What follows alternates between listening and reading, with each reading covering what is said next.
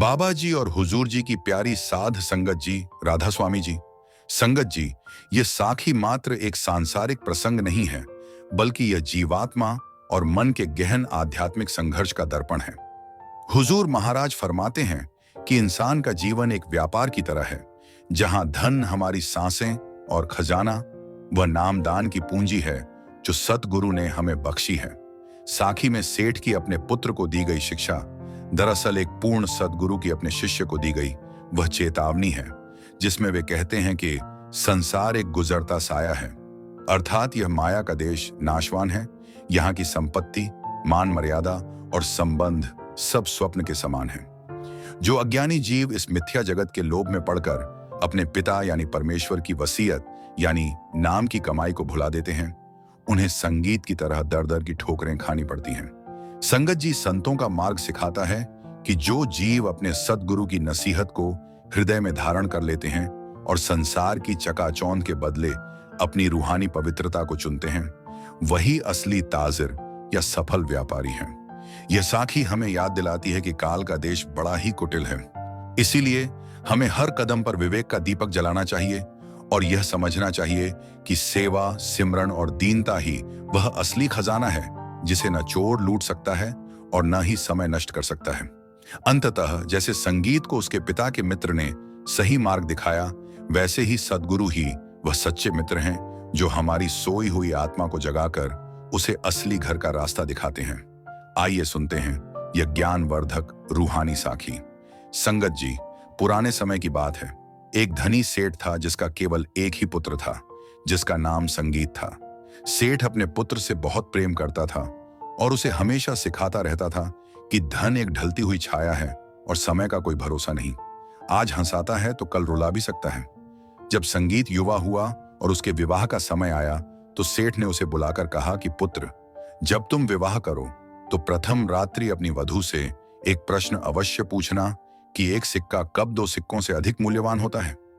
सेठ ने आगे कहा कि यदि वह इसका उत्तर न दे सके तो उसे त्याग देना और स्मरण रखना कि केवल एक गुणवती और पतिव्रता स्त्री ही इस प्रश्न का सही उत्तर जानती होगी।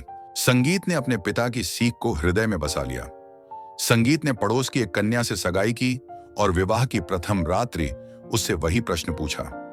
जब वह उत्तर न दे सकी तो संगीत ने बिना किसी संकोच के उसे त्याग दिया और वह अपने मायके लौट गई। कुछ समय पश्चात संगीत ने पुनः अपना भाग्य आजमाया और दूसरी कन्या से विवाह किया, किंतु परिणाम वही निकला।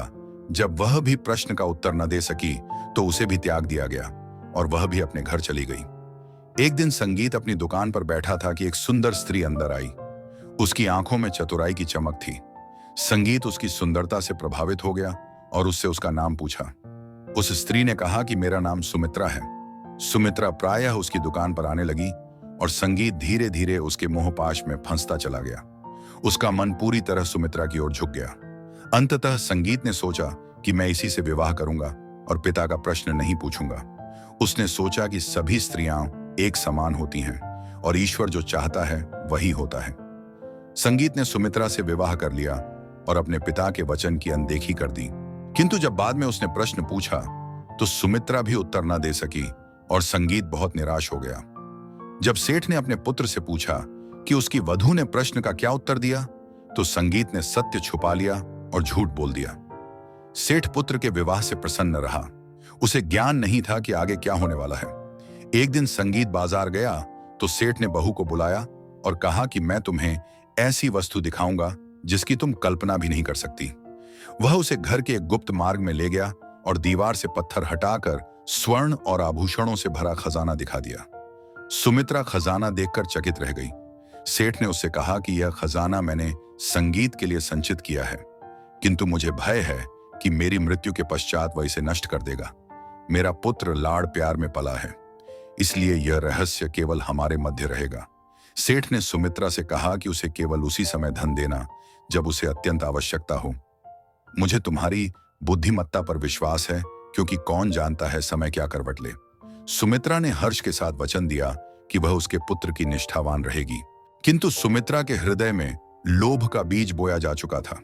समय बीतता गया और वह अपने ससुर की सेवा करती रही ताकि उसका विश्वास और सुदृढ़ हो जाए। वह अपने पति के सामने आज्ञाकारिता दिखाती, किंतु भीतर ही भीतर कुटिल विचार पलते रहते। कुछ समय पश्चात सेठ का स्वर्गवास हो गया।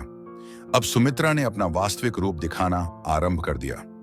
वह अपने पति से बहुमूल्य उपहार और धन मांगने लगी। संगीत मोह में अंधा होकर उसकी हर इच्छा पूर्ण करता रहा। यह क्रम काफी समय तक चलता रहा, यहां तक कि संगीत को पिता से मिली पैतृक संपत्ति समाप्त हो गई।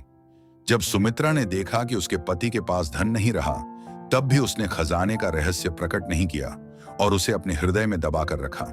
व्यापार से ध्यान हटने के कारण संगीत का कार्य घाटे में जाने लगा। ग्राहक कम होते गए और लाभ पहले जैसा न रहा। अंततः उसने अपनी बची हुई सामग्री भी सस्ते मूल्यों पर बेच दी ताकि घर का व्यय चल सके। अंततः संगीत ने अपनी दुकान बंद कर दी। जब धन बिल्कुल समाप्त हो गया तो वह बाजार में श्रमिकों के साथ खड़ा होकर काम ढूंढने लगा। वह अपनी दशा पर शोक करता कि मान सम्मान और वैभव के बाद उसे यह दिन देखने पड़े। जब सुमित्रा ने देखा कि उसका पति अब उसकी इच्छाएं पूरी नहीं कर सकता, तो उसे तनिक भी लज्जा न आई। उसने मोहल्ले के एक कसाई से मित्रता कर ली जो उसे मांस दिया करता था। वह पति की अनुपस्थिति में भोजन पकाकर खा लेती और पति को केवल सूखी रोटी और तेल देती। एक दिन एक व्यक्ति ने संगीत को अपने यहाँ कार्य पर बुलाया। सौभाग्य से वह व्यक्ति उसके पिता का मित्र निकला। उसने संगीत को दूसरों से दुगुनी मजदूरी दी और भोजन भी कराया। भोजन के समय उस व्यक्ति ने पूछा कि इतनी धन संपदा के बाद भी तुम मजदूरी क्यों कर रहे हो? संगीत ने अपनी पूरी व्यथा सुना दी। उस व्यक्ति ने कहा कि मुझे विश्वास नहीं होता कि तुम्हारा धन इतनी शीघ्र समाप्त हो गया। तुम्हारे पिता ने अवश्य कहीं संपत्ति छुपाई होगी और मुझे संदेह है कि उसका रहस्य तुम्हारी पत्नी को बताया गया था। संगीत उस व्यक्ति की दूरदर्शिता पर चकित रह गया।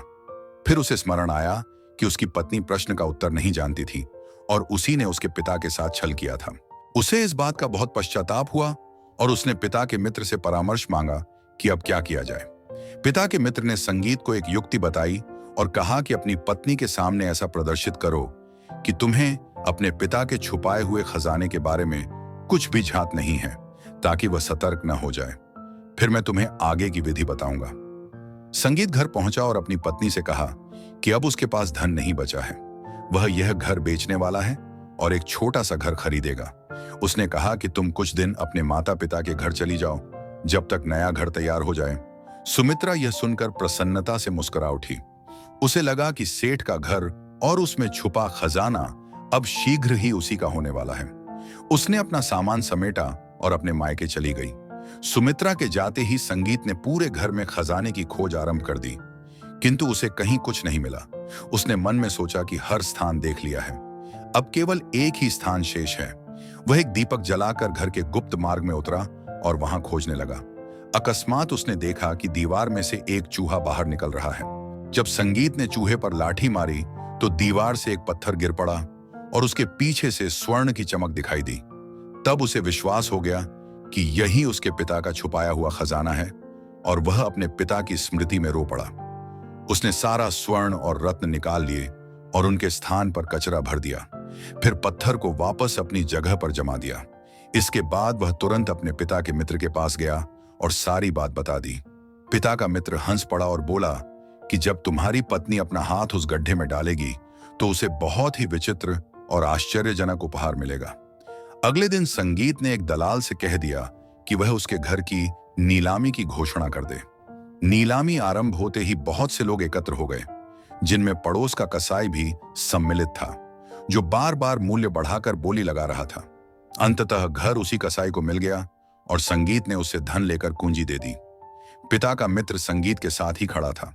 उसने उसके कान में कहा कि यही वह व्यक्ति है जो तुम्हारी पत्नी के साथ मिला हुआ है। अगले दिन संगीत ने अपनी पत्नी को विधिवत त्याग दिया और वहां से निकलते ही उसे फिर पिता का मित्र मिल गया। पिता का मित्र संगीत को अपने घर ले गया और कहा कि कल तक प्रतीक्षा करें और देखें कि क्या होता है। इस बीच कसाई सुमित्रा के साथ गुप्त मार्ग में उतरा। सुमित्रा ने उसे देखा और कहा कि मैं तुम्हें वह धन लौटा दूंगी जो तुमने दिए हैं और तुम मुझे यह घर बेच दो। सुमित्रा ने दीवार से पत्थर हटाया और अपना हाथ अंदर डाला, किंतु उसे स्वर्ण के स्थान पर केवल गंदगी मिली। वह विक्षिप्त हो गई और चिल्लाई कि संगीत ने मुझे छल दिया है। मैं तो उसे मूर्ख समझती थी। कसाई को दुर्गंध से नाक बंद करनी पड़ी। फिर वह सुमित्रा पर क्रोधित हुआ और कहा कि मैंने इस घर का मूल्य दुगुना दिया है और तुम्हारी वजह से मेरे पैसे व्यर्थ हो गए। वह उसे वहीं छोड़कर चला गया, क्रोध से भरा हुआ। सुमित्रा को अपने पति द्वारा त्यागे जाने का पता चल गया, जिससे उसका क्रोध और बढ़ गया।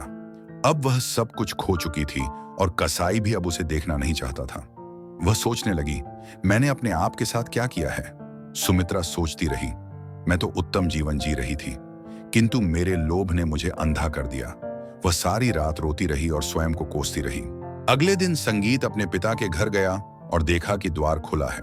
जब वह गुप्त मार्ग में उतरा तो उसने सुमित्रा को भूमि पर पड़ा देखा, बुरी दशा में। संगीत उसके पास गया और कहा कि यदि तुम सती और योग्य पत्नी होती तो मैं अपने पिता की संपत्ति तुम्हारे साथ बांट लेता। अगले दिन कसाई संगीत के पास आया और कहा, मुझे मेरे पैसे वापस कर दो, मैं तुम्हारा घर वापस करता हूं। किंतु संगीत ने कहा कि वह केवल आधे पैसे लौटाएगा। कसाई ने सोचा, आधे पैसे कुछ से तो श्रेष्ठ हैं। कसाई ने पैसे ले लिए और चला गया। कुछ ही दिनों में कसाई का पतन हो गया, क्योंकि मोहल्ले के लोगों ने उसकी दुकान से मांस खरीदना बंद कर दिया था। उसकी बदनामी पूरी बस्ती में फैल गई और उसका सारा व्यापार नष्ट हो गया। सुमित्रा अब अपना मुख ढक कर निकलती थी ताकि लोग उसका उपहास न उड़ाएं। वह संगीत की दुकान के सामने से गुजरने से भी बचती थी। उसकी प्रतिष्ठा मिट्टी में मिल चुकी थी। संगीत ने अपनी दुकान फिर से खोल ली और उसे सामग्री से भर दिया।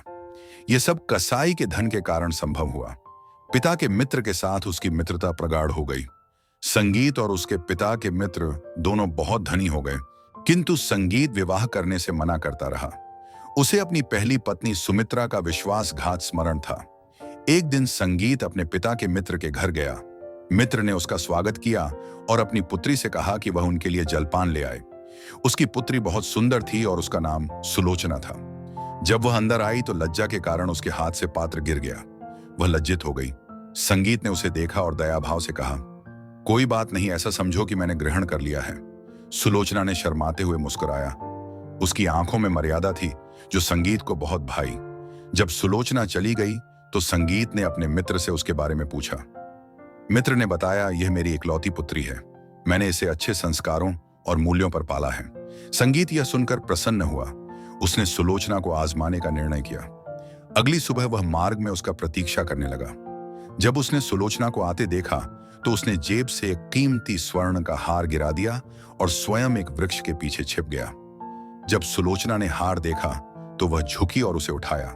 वह आगे बढ़ी और पास के मंदिर पहुंची, जहां उसने हार पुजारी को दिया और कहा, यदि इसका स्वामी आए तो इसे वापस कर दीजिए, अन्यथा इसे दीन दुखियों में दान कर दीजिए।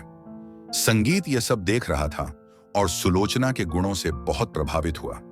उसने सुलोचना के पिता से विवाह का प्रस्ताव रखा। पिता ने शर्त रखी कि मैं चाहता हूं कि तुम अपने पिता से मिले हुए सारे स्वर्ण मेरी पुत्री को दे दो।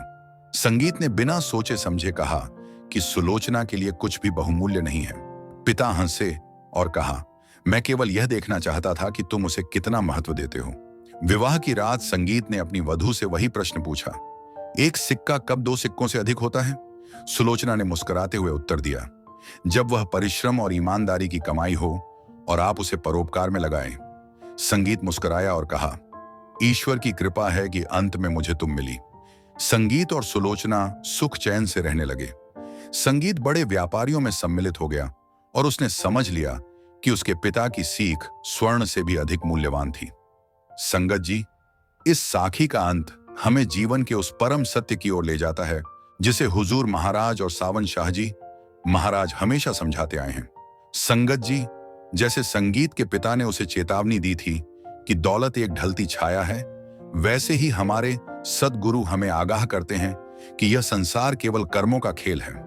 सुमित्रा का पतन और कसाई की दुर्दशा हमें यह सिखाती है कि जो जीव लोभ और मोह के वशीभूत होकर दूसरों के साथ छल करते हैं, वे अंततः अपनी रूहानी पूंजी गंवा बैठते हैं और 84 के चक्र में फंस जाते हैं। सच्चा खजाना वह नहीं जो दीवारों के पीछे स्वर्ण के रूप में छिपा हो, बल्कि वह है जो हमारे अंतर में शब्द या नाम के रूप में गूंज रहा है।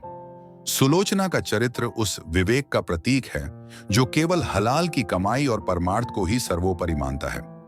बाबा जी समझाते हैं कि एक नेक और वफादार साथी वही है जो हमें माया की ओर नहीं बल्कि सतगुरु के चरणों की ओर प्रेरित करे।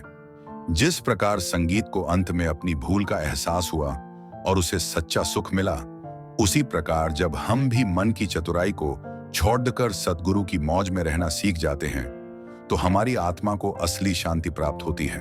संगत जी, सुमित्रा का चरित्र उस मन का प्रतीक है जो बाहर से तो बड़ा लुभावना और सेवाभावी प्रतीत होता है, लेकिन भीतर ही भीतर वह तृष्णा और लालच के विकारों से भरा है।